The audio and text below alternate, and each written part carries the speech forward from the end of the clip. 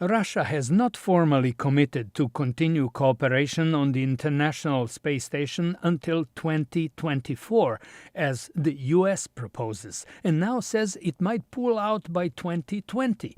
But the largest and most important U.S.-Russian space cooperative seems to be unaffected.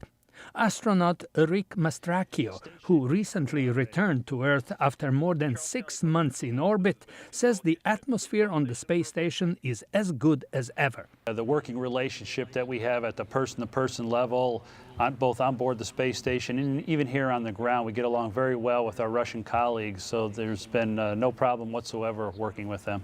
The personal and professional relationships may be intact, but Scott Pace, director of the Space Policy Institute at George Washington University, says the political environment and the strategic reasons for continuing cooperation have come under a lot of pressure. The question is this a temporary state of affairs, or is this a more of a permanent watershed state of affairs, which would call into question the entire range of post-Soviet cooperation that we've had with Russia. Pace says NASA expects to launch the Orion capsule by 2017 to carry astronauts to the space station and beyond without Russian involvement.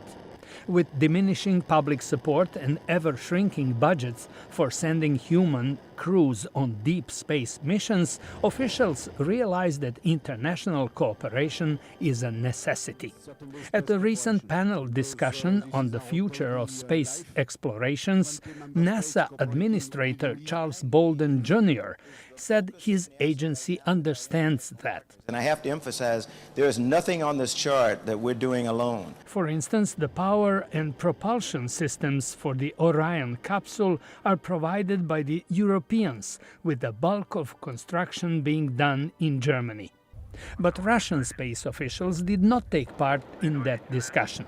Scott Pace says Moscow wants to return to exploration of the moon, but may not have funds to support that. Russia is going to have to make a decision as to what it wants to really be doing in space past 2020. Pace says a continued Russia-US partnership would be good for international space cooperation, but that seems to be subject to political forces beyond the space program. Meanwhile, a fresh U.S.-Russian crew is heading to the International Space Station this week aboard the Russian-made space capsule Soyuz.